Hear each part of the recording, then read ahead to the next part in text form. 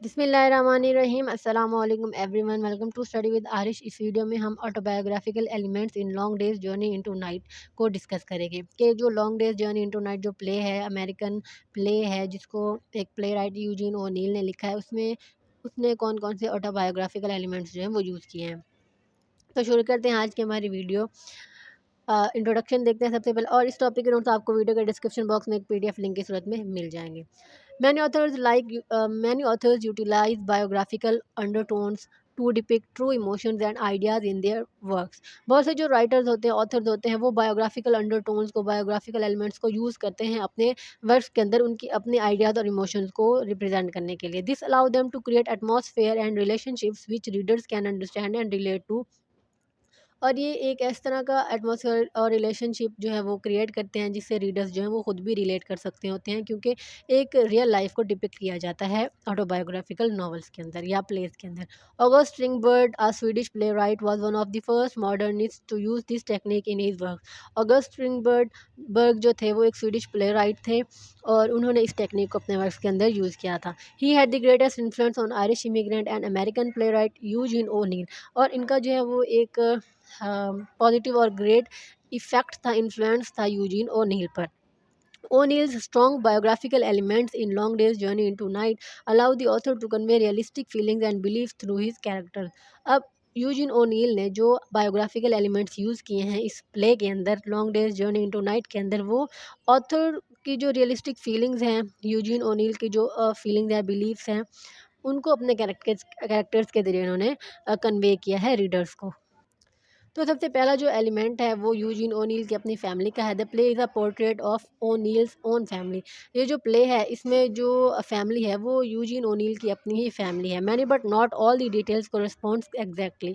बहुत से कैरेक्टर्स जो हैं वो रिसेंबल करते हैं यूजीन ओनील की अपनी फैमिली के कैरेक्टर्स को, लेकिन ये नहीं कि बिल्कुल एज इट इज़ ही ये स्टोरी जो है वो ऑटोबायोग्राफिकल ही है। तो सबसे पहले है यूजीन ओनील के father James O'Neill was like Tyrone in the play. James O'Neill जो कि यूजिन ओनील के फादर हैं वो टायरॉन की तरह हैं, जेमी टायरॉन की तरह। The son of an Irish immigrant, he was also an accomplished actor who was famous for his whole role as the Count in The Count of Monte Cristo. अब जो Eugene O'Neill के father हैं वो भी एक actor हैं और जो जेमी टायरॉन है प्ले के अंदर वो भी एक एक्टर थे। तो इस तरह से जो है ये एक सिमिलैरिटी है इनके अंदर। जो यूजीन ओनील के फादर थे वो the count in Monte Cristo में जो काउंट का रोल था उसके लिहाज से पॉपुलर थे, और जो जेमी टायरॉन है वो भी एक अपना एक रोल की वजह से पॉपुलर होते हैं प्ले के अंदर। ओनील्स मदर एलन क्विनलन ओनील।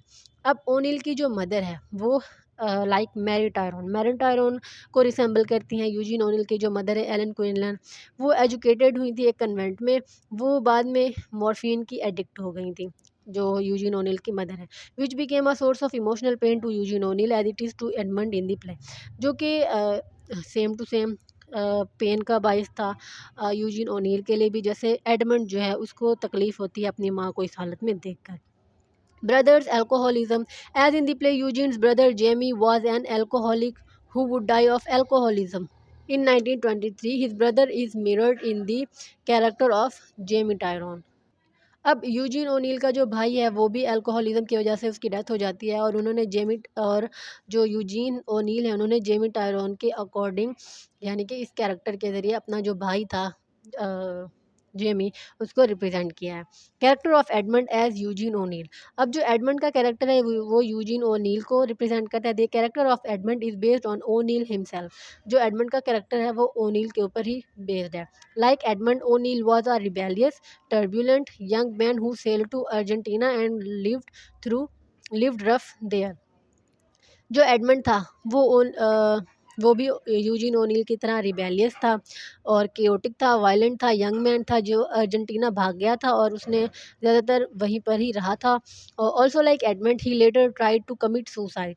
एडमंड की तरह यूजीन ओनील ने भी खुदकुशी करने की कोशिश की थी। And in 1912 he got a job on a local newspaper. और 1912 में एक लोकल न्यूज़पेपर में उसको जॉब मिल गई थी। He also contracted tuberculosis and was sent to a private sanatorium where the illness was cured. अब जो यूजीन ओनील है उसको ट्यूबरकुलोसिस भी हो गया था, उसको प्राइवेट सैनाटोरियम में जो है वो भेजा गया था और फिर वो ठीक हो गया था। नेक्स्ट है O'Neill's relationship with his parents. Through O'Neill's character Mary and Tyrone readers can gain insight into the lives of O'Neill's own parents and their influence on O'Neill's life. अब जो यूजीन ओनील के parents हैं, जैसे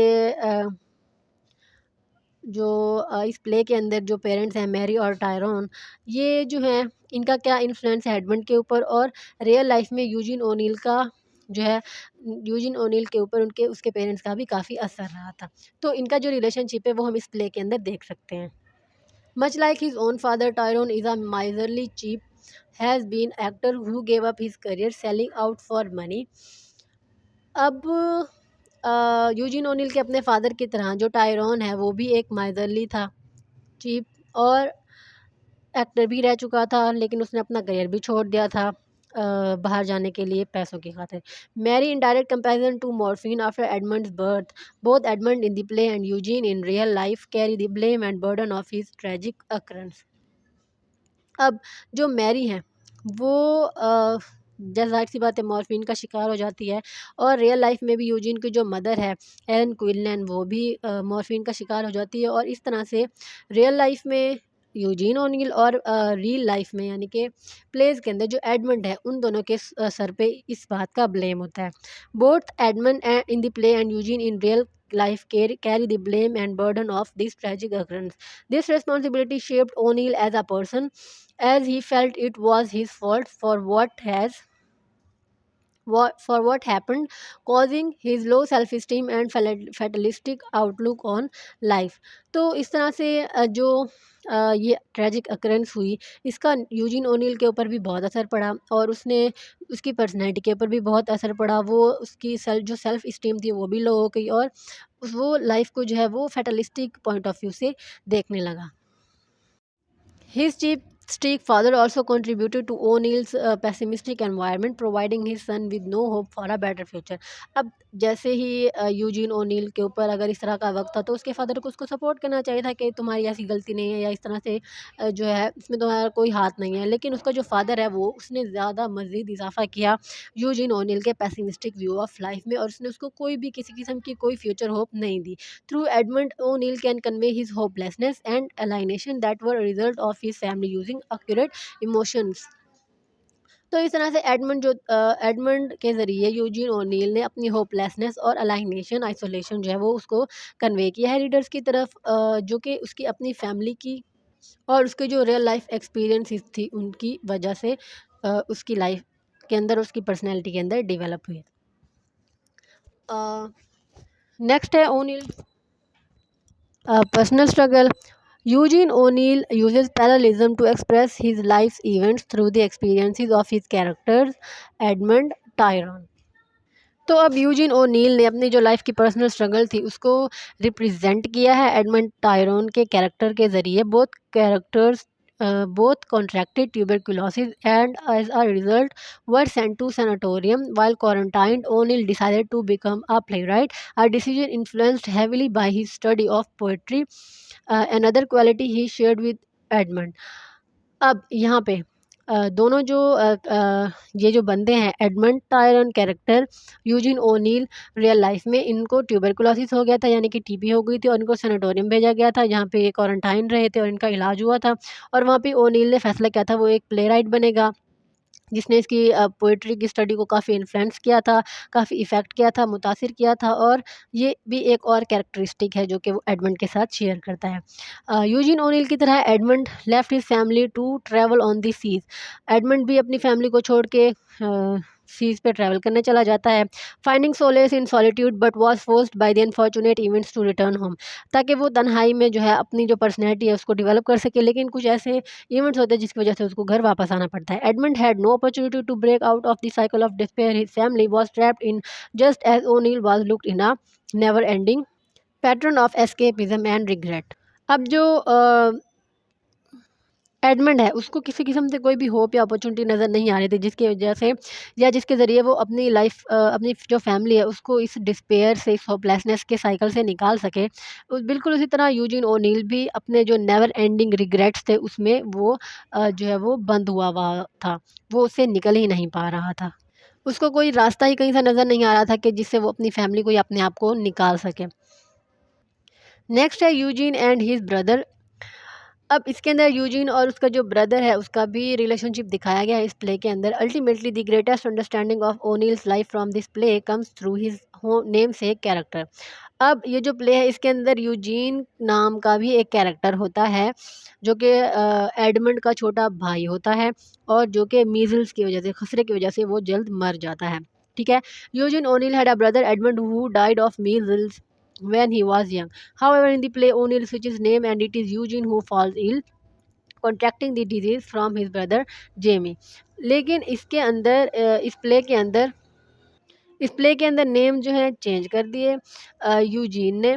और इस play के अंदर जो यूजीन है वो रियल लाइफ में, वैसे रियल लाइफ में एडमंड होता है, यूजीन का भाई छोटा जो कि जिसकी डेथ हो जाती है मीजल्स की वजह से। लेकिन इस प्ले के अंदर यूजीन है जिसकी डेथ हो जाती है और एडमंड जो है वो ज़िंदा रहता है, जो कि बीमार पड़ जाता है और अपने भाई जेमी से वो ये डिजीज़ लेता है और मर जाता है। यूजीन जो कैरेक्टर है वो सिंबलाइज़ करता है यूजीन ओनिल की अपनी मेटाफोरिकल डेथ जो कि उसके अपने ही भाई के जेम्स के हाथों होती है। अब at the age of 34 Jamie knows his life is a failure and he seems determined to see Edmund fail as well. अब यहाँ पे जो जेमी है एट द एज ऑफ 34 उसको जेमी को ये अंदाज़ा होता है, ये रियलाइज़ करता है उसकी जो लाइफ है वो फेल हो चुकी है, वो बिल्कुल नाकाम हो चुका है और वो ये चाहता है कि एडमंड भी जो है वो भी उसी की तरह ही फेल हो जाए और वो भी कामयाब ना हो। और जेमी कहता है एडमंड को, "I'd like to see you become the greatest success in the world, but you better be on your guard because I'll do my damnedest to make you fail. Can't help it. I hate myself. Got to take my revenge on everyone else, especially you." अब यहाँ पे जो Jamie है अपनी नाकामी का बदला वो अपने भाई से लेना चाहता है। वो कहता है कि तुम जितनी भी कोशिश कर लो, हो सकता है तुम्हें सक्सेस भी मिले, लेकिन मैं अपना जो है वो भरपूर ट्राई करूँगा कि मैं तुम्हें कामयाब ना होने दूँ। मैं अपने आप से नफ़रत करता हूँ और मैं इसका बदला हर किसी से लूँगा। अजीब। तो इस तरह से ये जो चीज़ है ये जो जेमी है वो अपने आप को as a bad example represent करता है एडमंड के आगे, क्योंकि एडमंड उसका छोटा भाई होता है। This represents O'Neill's brother's goal to ruin O'Neill's life because of his own self loathing. James junior provided a model of alcoholism and immorality for his younger brother to copy, attempting to destroy O'Neill's dream of becoming a writer. तो इस तरह से जो Jamie है वो अपने भाई Edmund के लिए एक बैड एग्जाम्पल सेट करता है। वो अल्कोहल यूज़ करता है, इमोरल होता है, कोई इसको तमीज़ नहीं होती किसी से बात करने की, एथिक्स नहीं होते, और वो यही एग्जाम्पल जो है वो सेट करता है अपने भाई के लिए ताकि वो उसका जो राइटर बनने का एक करियर है, जो उसका एक ख्वाब है, जो उसका ड्रीम है, उसको वो तबाह व बर्बाद कर दे। तो इस तरह के जो एलिमेंट्स ऑटोबायोग्राफिकल एलिमेंट्स हैं वो इस प्ले के अंदर जो है वो दिखाए गए हैं यूजिन ओनिल की अपनी फैमिली से।